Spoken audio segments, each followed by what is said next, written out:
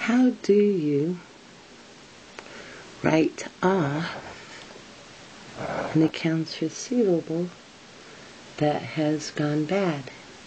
You sold on account, knowing very well that probably some of those sales wouldn't be collected, and sure enough it's come to pass that someone hasn't paid you. So how then do you write off an accounts receivable?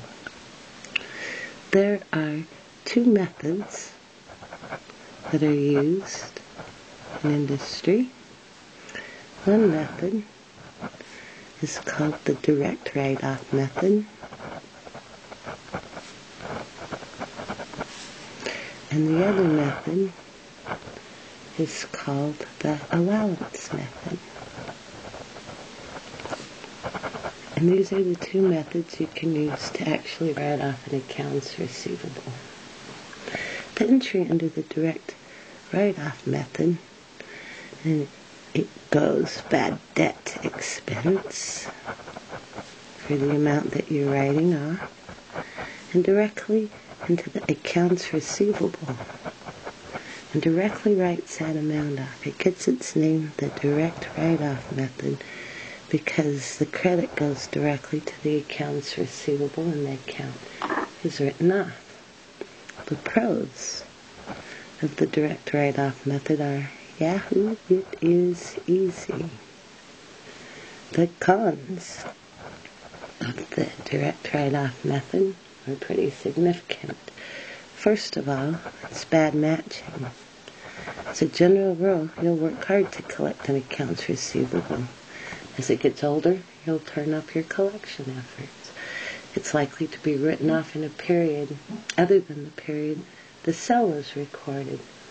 So it has bad matching of expenses with revenue. But perhaps the worst con is if your bad debt expense are of any significance at all, this method is not in accordance with generally accepted accounting principles. We do show it to you, however,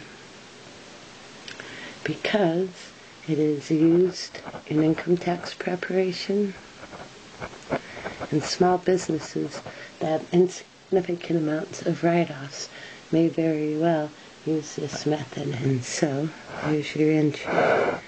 Bad debt expense and a direct hit to the accounts receivable.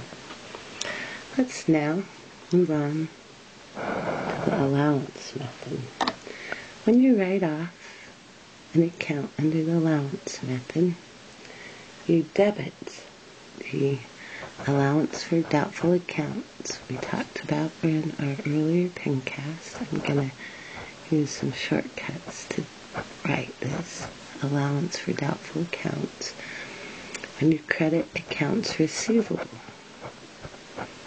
So you do not directly hit bad debt expense.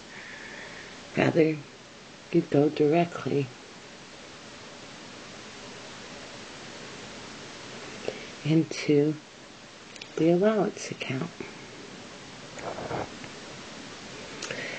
It still writes off the accounts receivable, but it doesn't do it directly into bad debt expense as the direct method did. It takes it to an allowance account. The allowance account was set up at the end of the accounting period with an adjusting entry. So the write-off under the allowance method is to the allowance method. The pro of this is it has really good matching. You match the expense and set up the allowance in the period of the sale. It also shows the accounts receivable at net realizable value on the balance sheet date because you have set up an allowance that reduces it to the amount you actually expect to collect. If there are any cons, it's that it's maybe a little more difficult to do the accounting, but not much, as you'll see in upcoming pincasts. So, in summary, The direct write-off method, writing off an accounts receivable, goes directly to the bad debt expense account and accounts receivable. The allowance method of writing off an accounts receivable goes to the allowance account. So the very names tell you what account you're going to debit. And remember the terminology. This is how you write off an accounts receivable. You've given up collections on it and you're writing it off.